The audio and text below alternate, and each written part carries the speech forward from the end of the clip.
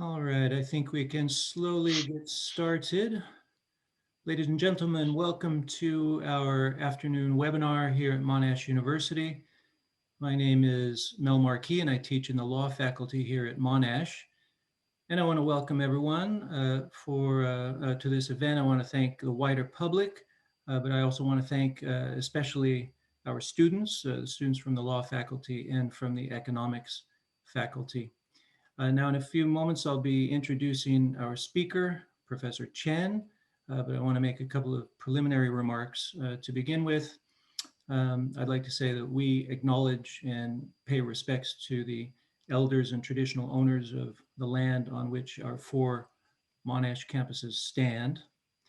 I also want to acknowledge and thank our event partners today, beginning with the law faculty and specifically the Center for Commercial Law and Regulatory Studies.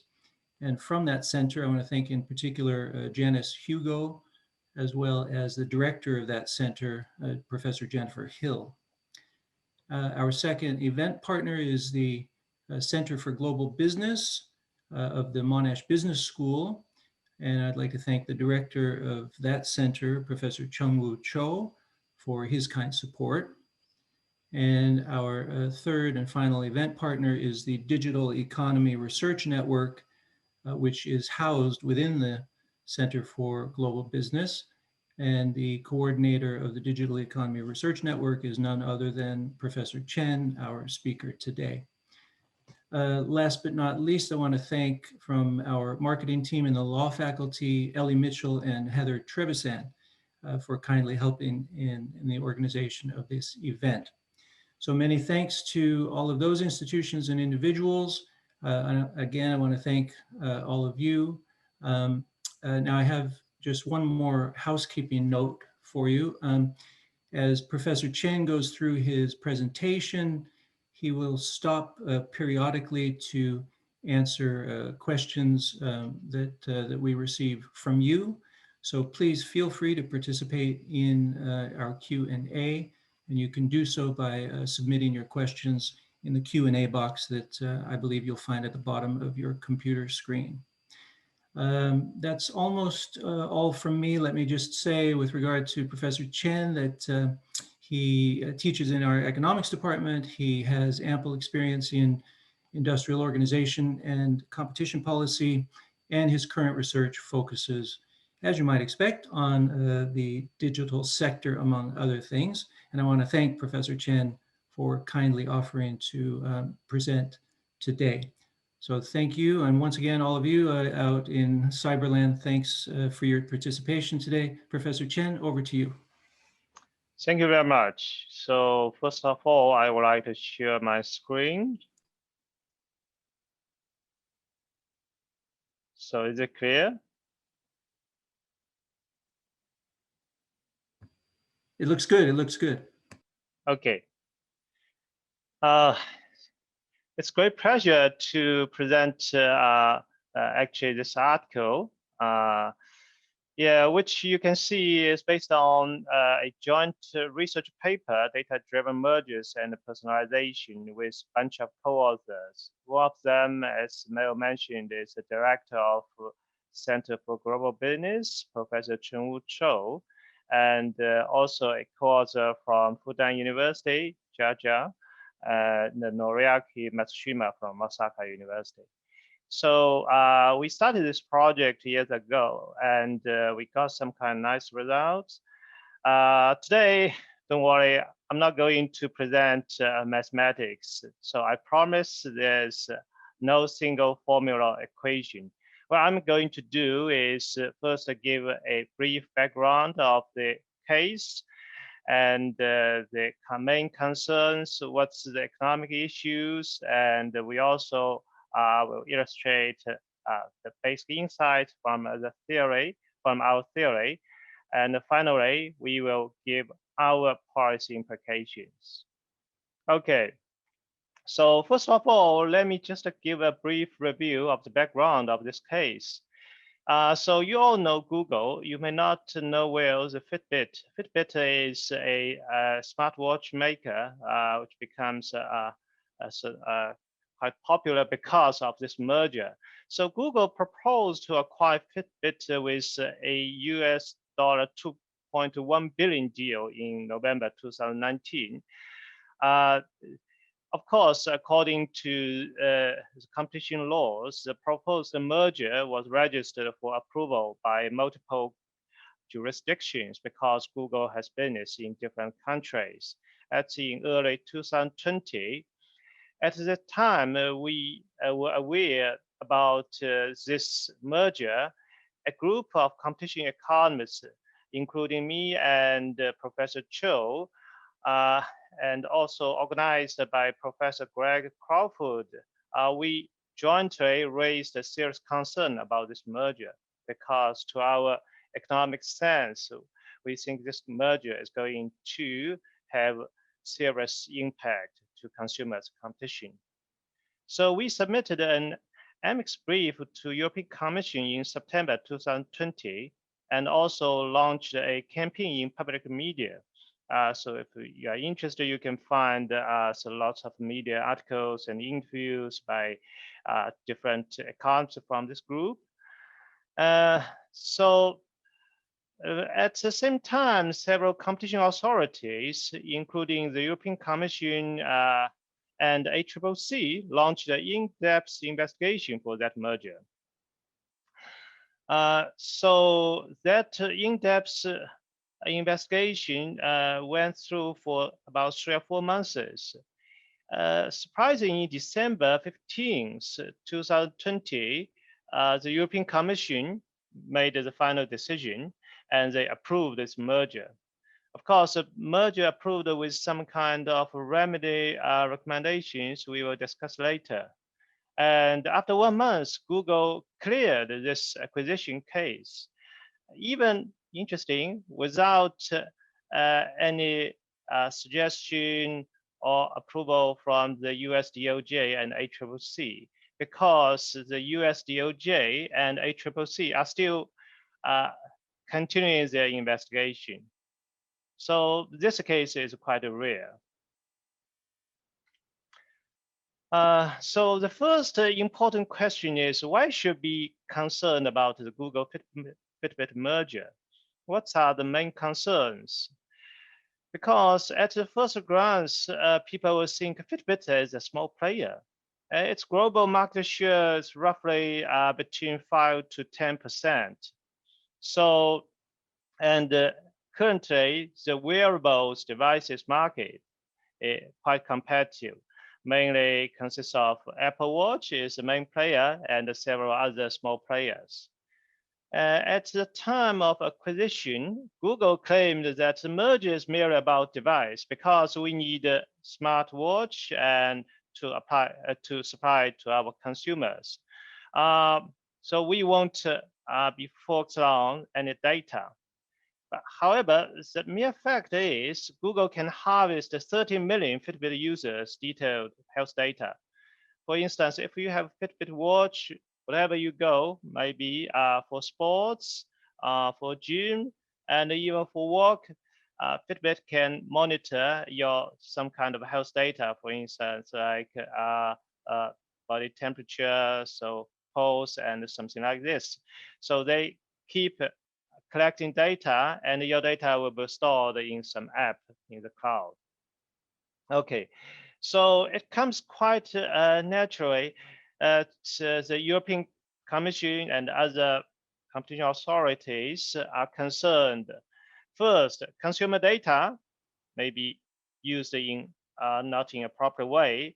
So European Commission's main concern is consumer data may be used for online search and display advertising service, which is currently Google's main business. And second, they are concerned that Google may impede the access of web API because when they control the Fitbit data, they can try to disconnect this data from other kind of API firms or software makers. Third, they are further concerned that because Google controls the Android system, they may try to degrade the system and make some problem into interoperability. So these are the three concerns that raised by the European Commission. Well, then EC started a negotiation with Google, and at the end, Google made some promise. So 1, 2, 3. First, Google promised data from Fitbit will not be used for advertisement for 10 years. Okay, fair enough. Second, consumer data from Fitbit will be stored in a separate place called data silo. So that will not be mixed with other data. Third, Google promised to maintain access of digital healthcare data through the Fitbit web API. That is, other API providers can still connect this data. Finally, they promised, okay, we will not degrade our service in our OS system Android. No worries. European Commission finally made the conclusion. Acquisition with above commitments would no longer raise competition issues. So we are happy to approve it. That happens in December 15th. Okay. So what's wrong with Google, with EC's decision? So we think inside the EC decisions, there's one very important ingredient is missing. So experts argued that Fitbit is not worth of 2.1 billion. And we need to ask what is Google's motivation for this merger? So one of the important investigation is so-called market definition of the mergers. What kind of markets will be heavily or seriously affected under this merger? This is the most important question. So this question can be translated into a very common question. That is, how can Google make money from this merger? But unfortunately, we didn't find the answer from EC's decision. It seems the European Commission is saying, oh, we don't care, that's Google's business, that's none of our business. Of course, this is not true. The reason is very simple. How can you foresee the potential harm of the merger without investigating Google's strategic plan behind it? Google is a great company, and the CEO is a smart guy, right? When they come with this kind of decision, there must be a strategic plan behind it. So we started investigating this strategic plan. Actually, it's not difficult. We spent 2 weeks searching public media's coverage, and we identified a strategic plan that is Google is going to enter the digital healthcare sector. And we found that actually Google was playing a sophisticated game with competition authority. They intend to cover their ambitious plan. And you will find that actually that strategy was quite successful, and the European Commission was misled. So let's try to uncover Google's strategic plan on this, on the digital healthcare sector. So Google first launched its health project starting from 2006 and was restarted in 2018. That project aims to develop a specific search engine for medical record and improve the quality. That is simply Google is developing a search engine for healthcare. Maybe they will call it Google Doctor. I don't know. So second step is they needed to collect the data, right? How to connect the health data? First, easy and natural way is to work with health sectors like hospitals. So this is what Google did. A joint project called Project Nightingale, secretly initiated in 2018 by Google Cloud, and Ascension, which is the second largest private healthcare system in US, owns thousands of hospitals. And this project aimed to help the hospital to reorganize the data and put the data in Google Cloud. So in this way, Google can control the access to the consumer data, let's say tens of millions of patients' record, according to Wall Street Journal's report. It's quite significant. Okay, step 3, Google started a company called Valerie, founded in 2015.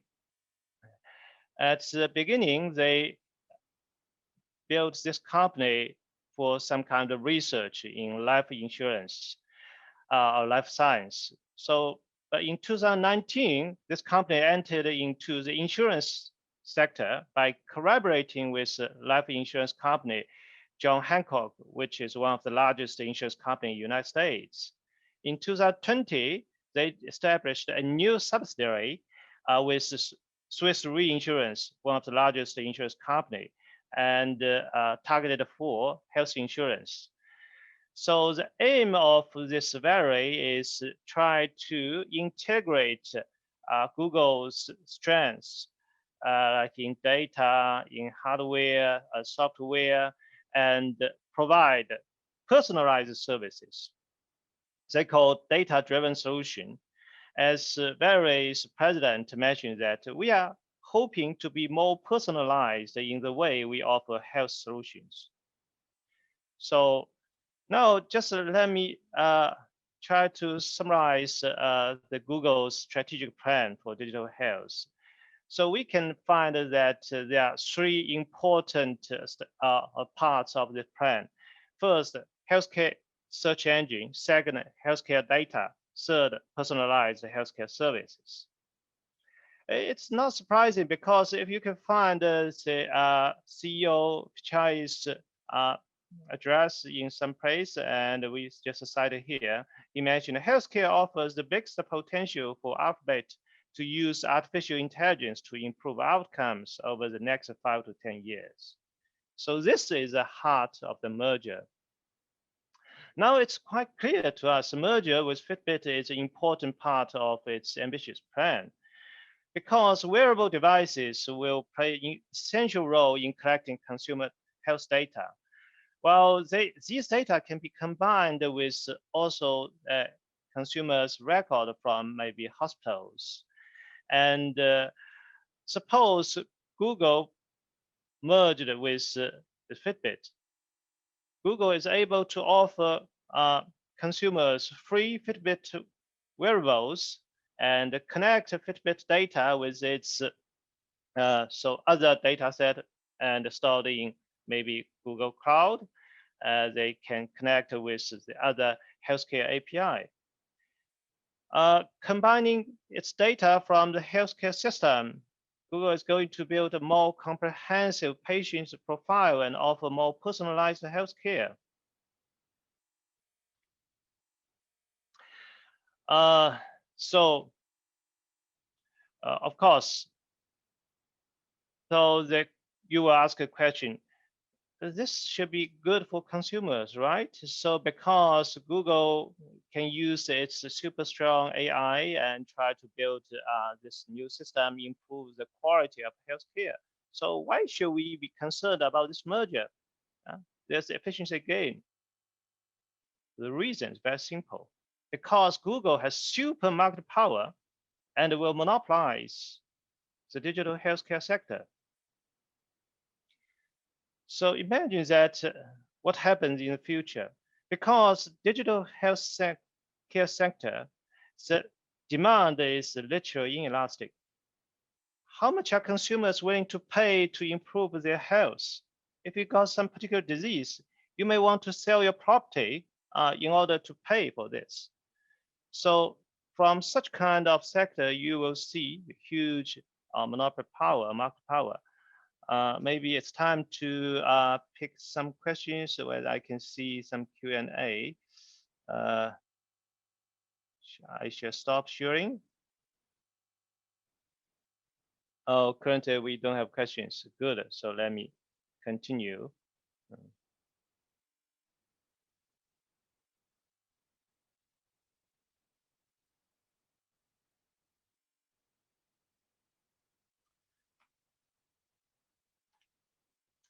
So in this research project, actually, first we found Google's new gold mine, that is personalized healthcare. There's a bunch of research about personalization in management science and marketing science. And we found that actually this will be the future of healthcare because healthcare data is accumulated at a very fast rate. According to McKinsey's estimates, uh, this can count for $100 billion in the United States. And big data plus Google's huge data analytics allows firms like Google to offer personalized healthcare product and services. As the CEO of Geneva Reassurance General Reassurance Insurance Company mentioned that data is the lifeblood of insurance company. So I don't want to cover in details about this personalized healthcare. Just needed to mention some examples. For instance, we have now a become more popular program called the Pay as You Live product, which is related to the health insurance.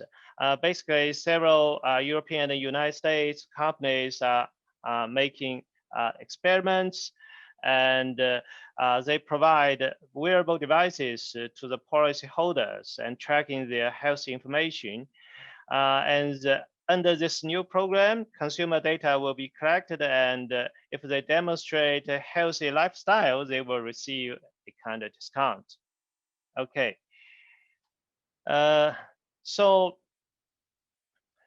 I would like to just give you some kind of illustrative example. So I will not go through the theory, how personalized health care product or service is going to affect the market, and how Google, as a firm with market power, can benefit from the personalized health insurance service.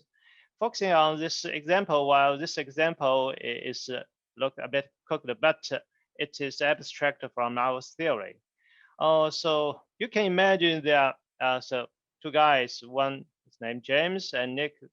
They are colleagues in Monash economics department, say similar age, and they have insurance. So James has health insurance with MediX or like Bupa, while Nick has insurance with MediY.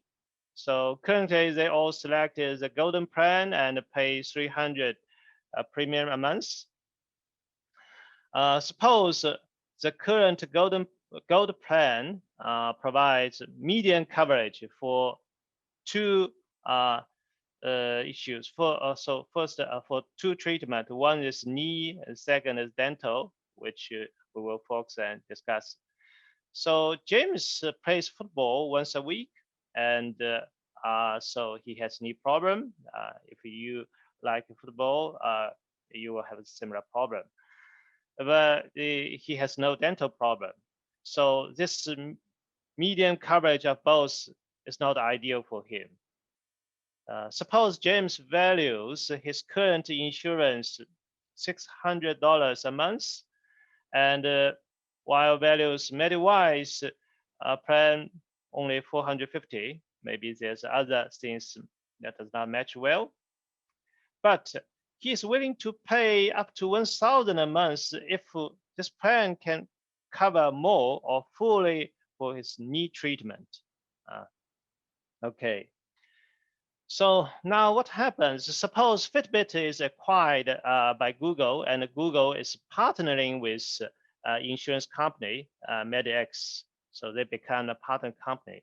As a result, MediX can offer its customers a free Fitbit watch as a package of insurance plan.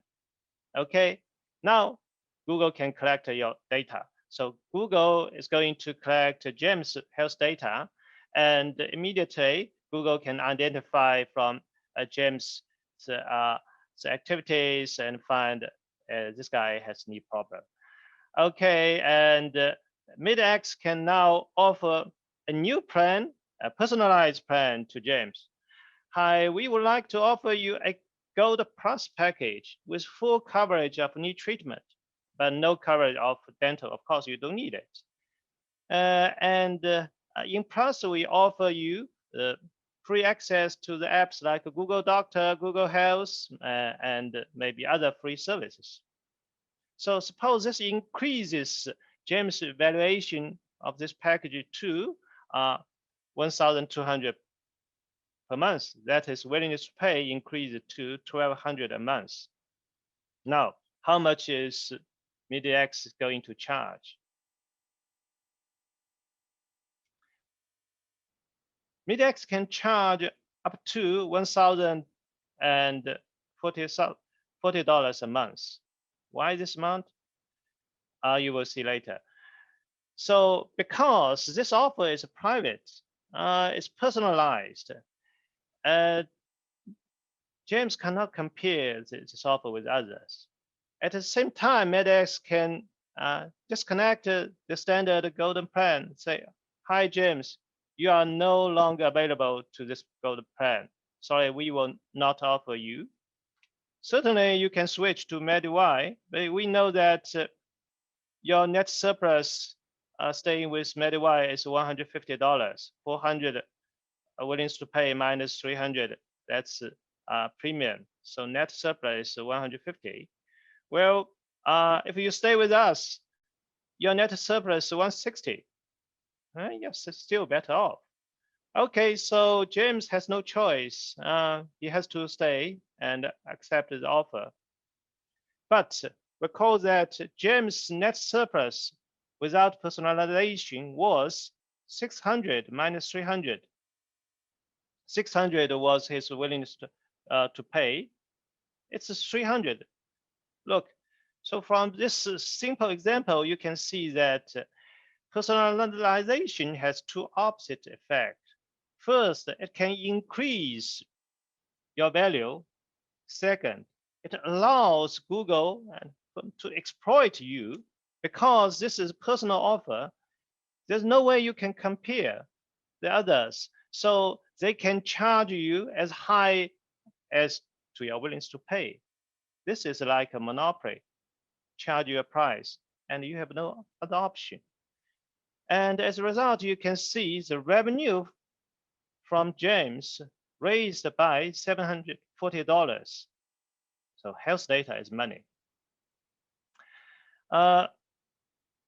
Yeah, this while this, of course, this story is cooked, but you can imagine that in the future that can happen. Also, personalized prices are set by algorithms, and it's automatically calculated. So Google actually they can always calculate this to match MediWi's offer for each customer. That is, they can make this personalized offer to each customer. So this is the first effect we called exploitation effect of this personalization. The second effect is if Google can offer personalized product, it's going to affect its competitor seriously. We call it exclusion effect. Why? It's going to affect the competitor seriously. Because now MidX is going to attract Nick. Remember that MedX does not have Nick's personal data because Nick was a customer from MidY, but does not matter. MedX is going to offer a cheap premium, $200, while Nick was paying $300. Of course, Nick is better off a switch to MidX. The question is why MidX can do this? Why MidY cannot match? because after locked in James is excluded from this cheap offer. MediaX can reach other consumers with a low price without giving its own consumers this price. This makes MediaX very aggressive in competing with a rival. Rival cannot match. Why? If MediaY is going to offer Nick a price 200, it has to offer the same price to all customers because it offers uniform price. This prevents MediaY from lowering price. As a result, MediaY will lose customers. So then you can see that personalization actually can squeeze the rival's market share and profit significantly, and makes the MediaX more aggressive. And under some conditions, MediaY may be forced to exit as a result.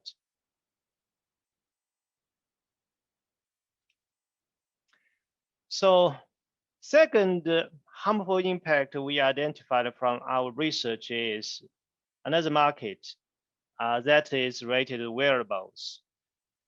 So wearables are the new access point to the personal data.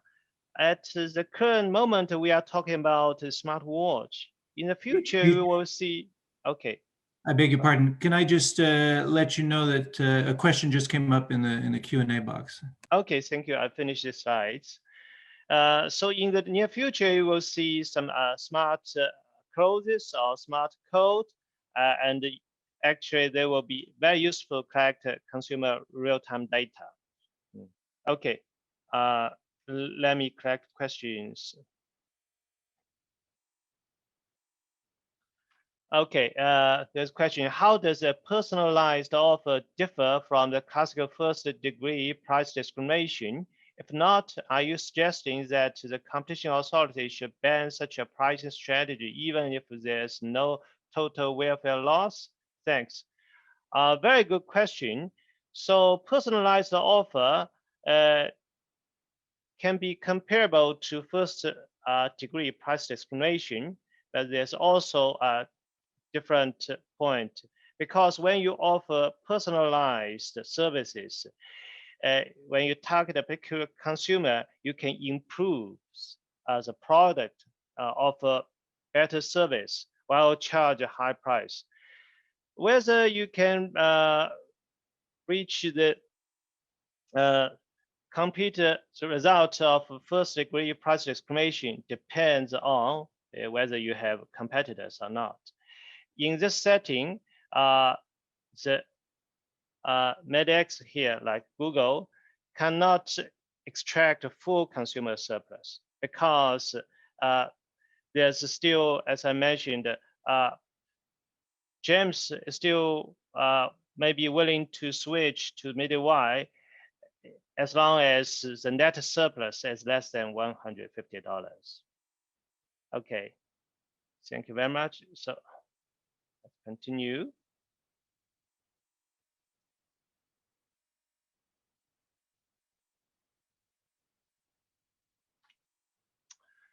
Okay, so now we are also concerned the second market, wearables market, because after the merger, so Google is going to leverage its market power into wearables market. So it's very simple. Google can just pack and bundle Fitbit watch with other services and applications offered by free, packaged with other digital healthcare services, and integrate Fitbit watch into its ecosystem. We know that Google has super powerful ecosystem. So such integration will generate so-called consumption synergies, extra value to consumers, because you can use these apps at the same time under the same platform that generate huge benefit. When this happens, small players like Garmin simply cannot survive under aggressive below-cost pricing. Google can offer this Fitbit watch for free. Garmin cannot match. So we found that Google can easily foreclose these competitors, even without degrading the interoperability of Android system.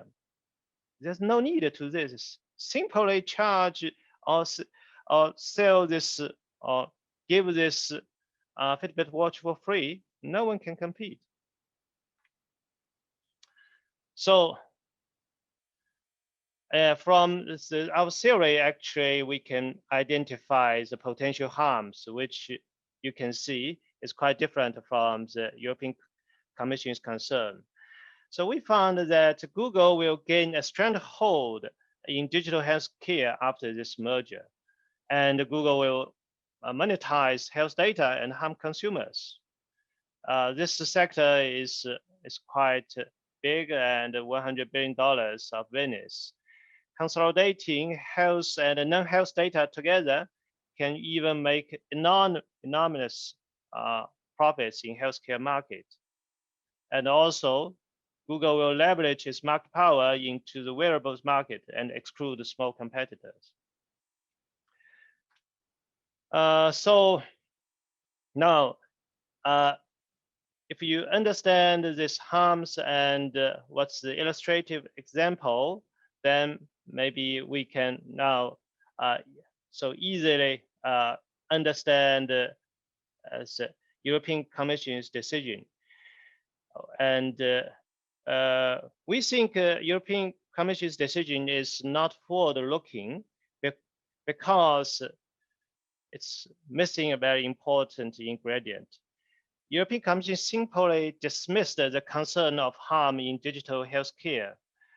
In the decision, they used one short paragraph saying that some market participants raised a concern that Google may obtain competitive advantage in this sector by combining Google's and Fitbit's database to such a degree that competitors will no longer be able to compete. The Commission in-depth investigation did not confirm such concern because the digital healthcare sector is still nascent in Europe. We found that this logic is really self-defeating. Of course, digital health sector is still the infant sector in Europe, so we needed to protect it, right? If you allow a giant like Google coming, a giant can kill dozens of infants in 1 minute. They cannot survive. Very simple fact. Second, they mentioned, moreover, Fitbit has a limited user community in fast-growing smartwatch market. We don't need to worry. Come on, when Fitbit becomes Fitbit watch becomes Google Watch, it will have unlimited user community. So this is not, I say we think this decision, these points actually are groundless. So regarding European Commission's proposed remedies, we found that they are essentially not effective. For instance, they mentioned the commitment of advertisement. Google will not use Fitbit data for Google advertisement. Of course, Google finds a new gold mine for health data. They don't need to use this for advertisement. Second, web API access commitment. Google will maintain access to this other developers. The problem here is Fitbit data, if you treat it as raw data, it's virtually useless without complicated the capacity of data analytics. So this data itself are not quite useful. A third, Android API commitment. Google will not degrading the service. As mentioned, yes, Google can easily foreclose a small competitor without degrading the system, because it's a super powerful ecosystem. It's not contestable. So on March 13th, the European Commission Chief Competition Economist Pierre Ragbou wrote an article with the title "Why I Agree with the Google Fitbit Merger," and we read it carefully, and we found some of his points actually we disagree. So his defense for the decision can be cited below. First, he mentioned rejecting the merger will not have derailed Google's plan to increase its presence in digital health. It would have eventually overcome this obstacle. So the underlying meaning is, yes, Google is unbeatable and our resistance is in vain. Okay, let's give up. Second, there's no reliable evidence as to the value of Fitbit data. That question is really interesting. Is Google so stupid to buy a toy watchmaker at $2.1 billion? If this useless, the Google Fitbit data is useless, why should Google purchase? We don't find it's reasonable. Third, the existence of material synergies between data held by Google and Fitbit is unproven. This synergy, as I mentioned, is we call the consumption synergy. When you use Google's Fitbit data with Google's other apps and integrate with the ecosystem, then there's a huge consumer benefit. This is very intuitive. You don't need to hire senior data specialists to find such evidence. Four, even if such synergies were sizable, should we really object to the increased efficiency for only one or several potential entrants into the sector? That's really a good question. But I don't think this question should be raised by a senior economist. The synergy will increase Google's market power, and a monopolist will not pass on this efficiency gain to consumers. That's a very simple economics principle. Number five, the standard of proof is a balance of probabilities. This does not allow the commission to put an especially heavy weight on a low probability event, however damaging it might be. So my question is it a low probability event that Google will eventually dominate in digital healthcare? Of course, I don't have the answer. So number six, the suggested theory of harm have either been remedies or are not supported by the evidence of requisite legal standard. Is it hard to find evidence that Google will kill other small competitors when it enters into the adjacent market? There's lots of past evidence. I think the European Commission should really learn from the past lessons. Finally, yes, Pierre mentioned a very interesting statement. A negative decision would almost certainly have been overturned by the General Court. Yes, I believe this is the main reason for the decision. Because you think you are not going to win the case, so let's approve it. That's as simple as the decision. So now we are going to summarize what the findings from our paper, and we are going to discuss where do we stand, what are our points and views.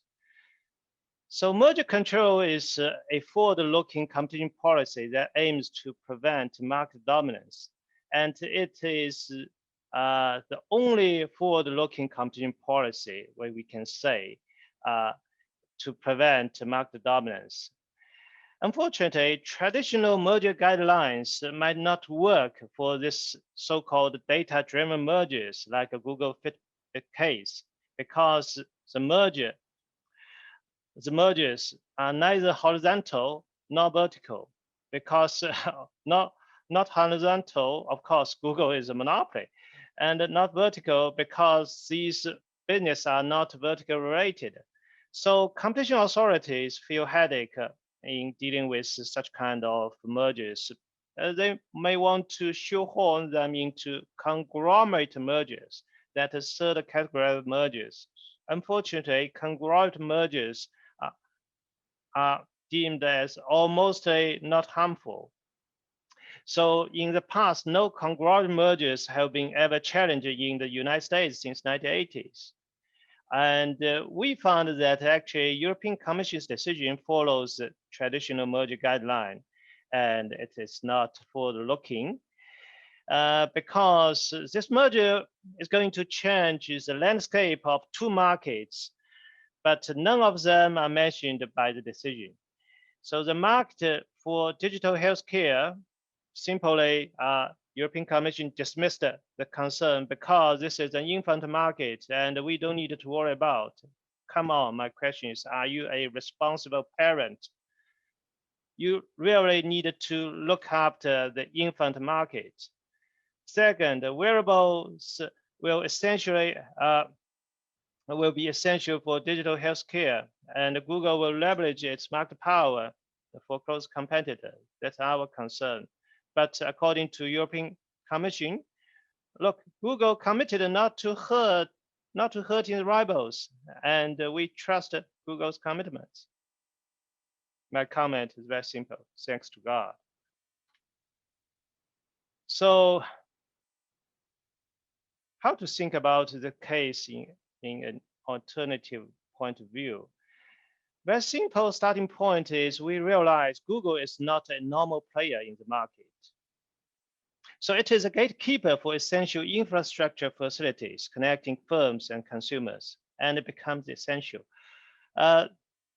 You can compare this position similar to a natural monopoly like electricity grid, but even more powerful. Google is even more powerful than the traditional natural monopolies because Google has created a superior ecosystem and integrated its product and service into the system. It collects a vast amount of consumer data and possesses super powerful data analytics. So in this case, it's like Google owns gold mines and also controls the distribution channels. So my question is, what will be the worst scenario than this?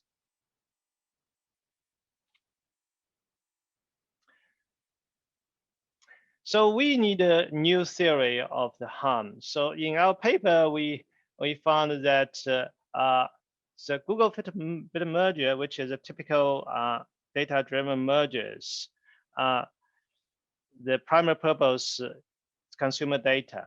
So first of all, we needed to identify or define some market. In our research paper, we developed a simple model to examine the impact of such mergers. There are two rated markets we needed to pay much attention to. First is we call the market for data collection. Second is the market for data application. So merger firm can use consumer data to offer personalized products in the market for data applications. Here is like a digital healthcare market. And the second, merger is going to hinge the two markets and creates cross-market effect. This cross-market effect actually is very simple, but the effect is actually very powerful. We found that personalization could help the dominant firm like Google to exploit consumers and exclude competitors. And second, a dominant firm can leverage its market power through cross-market effects and harm competitors. So when consumption synergies, here like the benefit from super ecosystem is significantly large. So, and in this case, Google is can easily foreclose a competitor and eventually monopolize the market for data collection. So finally, we would like to discuss some kind of policy implications from our research. So we mentioned that there's trade-off on such kind of decision. Blocking the merger would first preserve the current playing ground and discipline the Google's market power and protect consumers from being exploited in the long run. But certainly there is short-run cost because, as we all see, Google can offer better service in the personalized by offering personalized product in healthcare sector. However, the potential harm will be overwhelming because we think there are predictable and measurable gains from the merger. But there may be unforeseeable and unmeasurable damages in the future when Google becomes a monopoly, because Google is not a normal player. So we proposed some kind of workable remedies as well, because we thought the European Commission's remedies are essentially not effective, since the European Commission did not foresee the actual harm of the merger.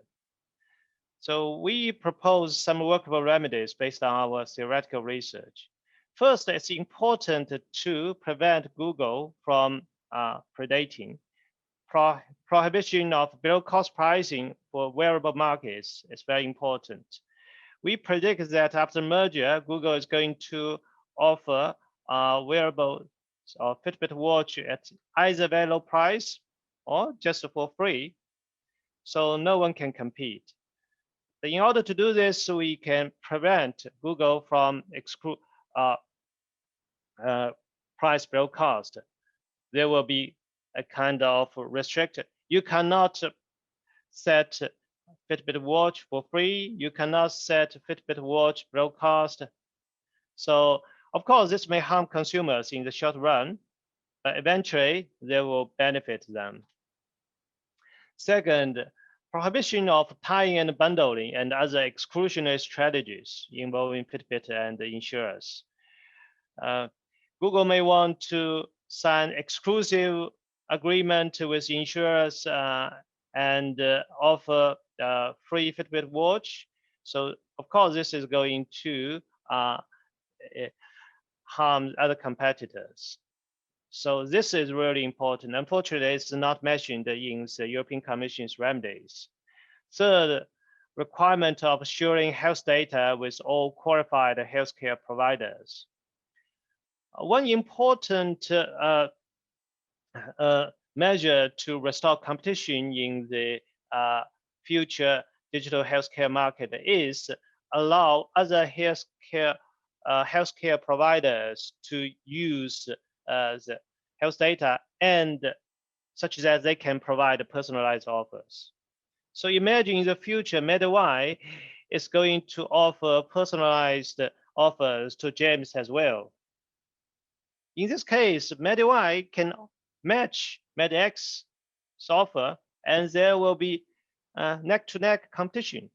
So in this case, such kind of competition in personalized pricing will restore competition, and that will really benefit consumers.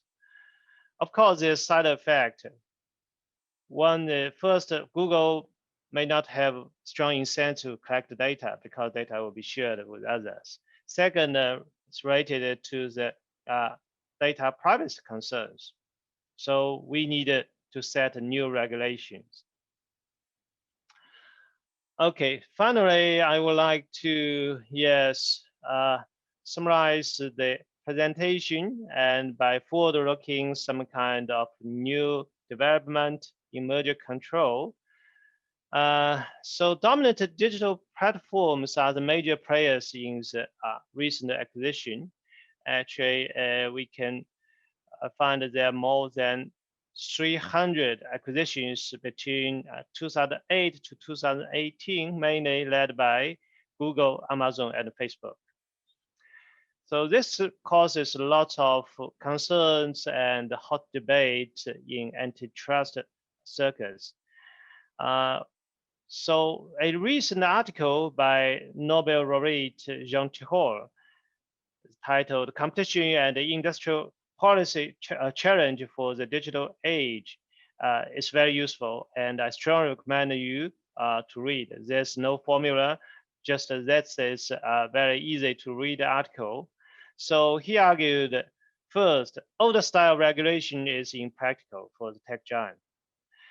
Second, some economists may propose radical structural remedies. That is, maybe we propose to break up Google into several businesses. There's a huge risk because it's going to destroy the benefit from network externalities and the benefit from the ecosystem. Basically, that's the benefit from the economy's scale or scope. So needed to be really careful.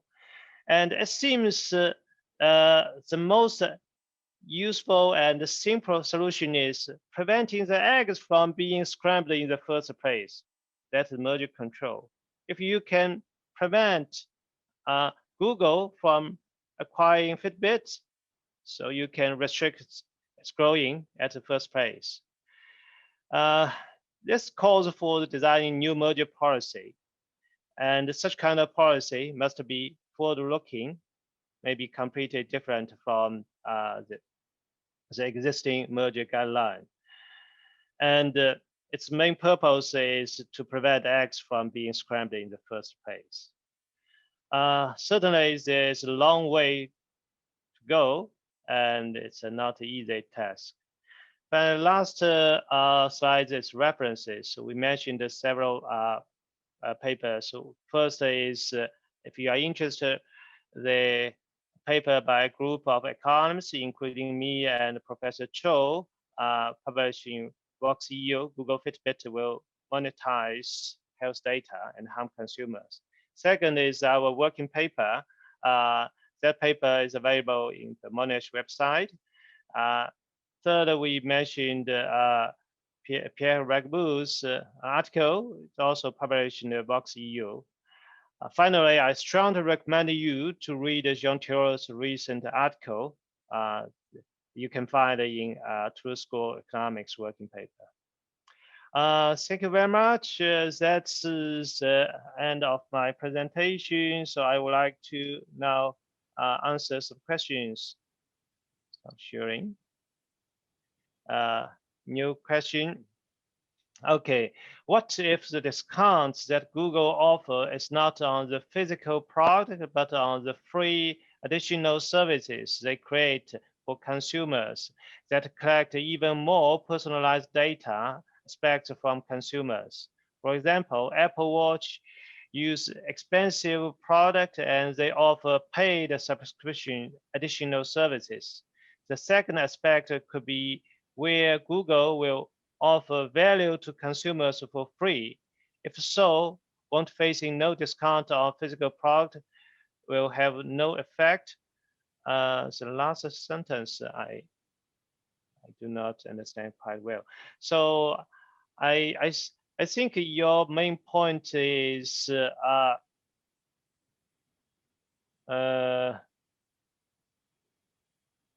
where Google will offer value to consumers for free.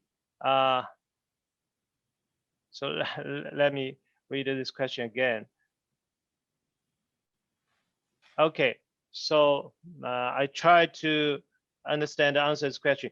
First point is, okay, you mentioned, so Google offers many services for free. So in economics, we have a very interesting point thing.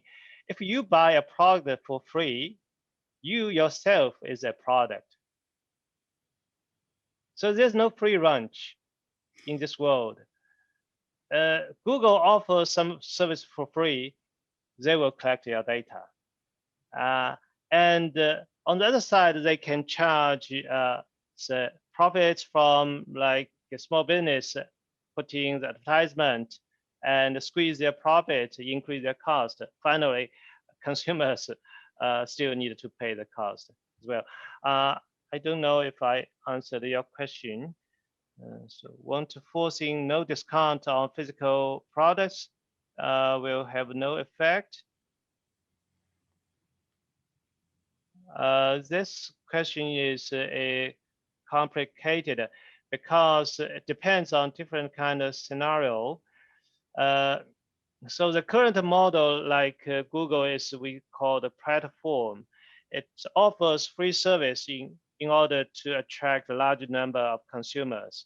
Uh, this will create another side effect, try to attract more participants like small business. This is the first effect. Second, at the same time, Google is collecting consumer data, and these data will be used for money. Ji-Jun, I have a short comment and maybe a question for you as well. Thank you. The comment is, and you may have mentioned it, I didn't hear it, but I just wanted to make it clear that the remedies that were submitted to the European Commission are carefully circumscribed so that those remedies only apply, this is to my best understanding, they apply only within the European Economic Area. Yeah, So those, you should not assume that those remedies will necessarily be extended globally. There has been some discussion about whether they might be extended globally. But of yeah, course, as far as your presentation is concerned, you would not consider them to be adequate, even if they were yeah, global remedies. Now, I have a sort of a general question for you. You mentioned a need for additional regulation in the area of privacy, and I think clearly that's a huge issue. And I wonder whether you have additional concerns about the possible need for regulatory solutions beyond competition law, regulatory solutions that would go to the contestability of markets in when there is a fast-moving technological space at issue. yeah. Thank you very much. This is it's a good question.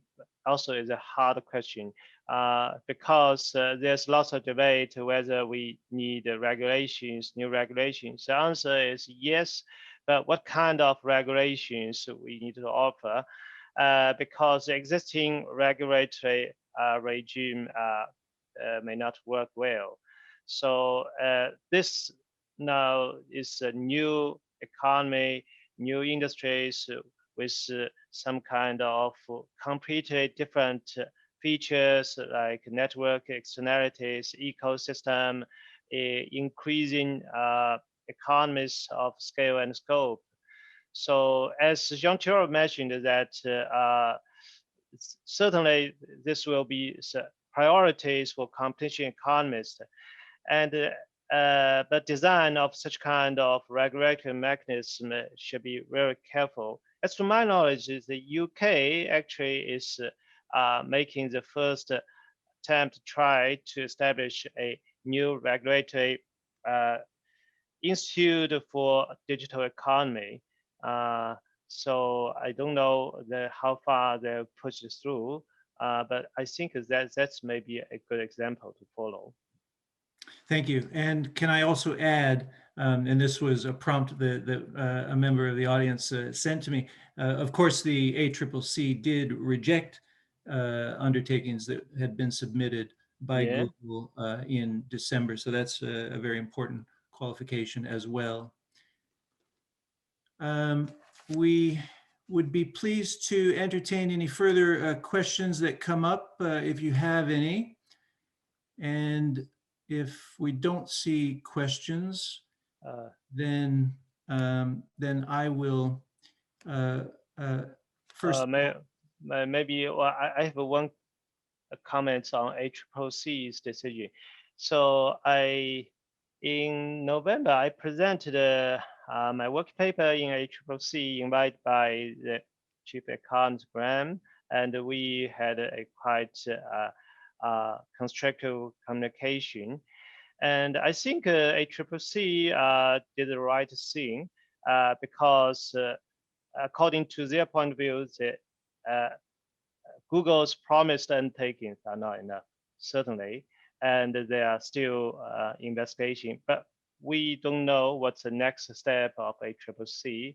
As the same issue with DOJ, they are still they're continuing investigation, but you can see that actually Google it does not care. Right, which may give me some sleepless nights. Now, ladies and gentlemen, we're going to draw this to a close, but before we do, I want to thank Professor Chen for these very enlightening remarks today.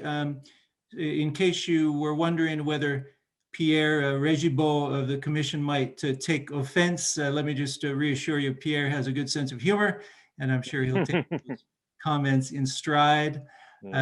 Naturally, I'd like to thank everyone who has joined today, and let me also take a moment to make a public service announcement. Coming up on the 12th of May, we have another CLARS Law and Business seminar coming your way, and we would warmly invite you to register for this. In the chat box, you will find a link where you can find out more information about the seminar, and you'll be able to register for that seminar as well. And we do hope to see you on that occasion in May. That is all from me. And once again, thank you so much. And we look forward to seeing you next time. Have a great day.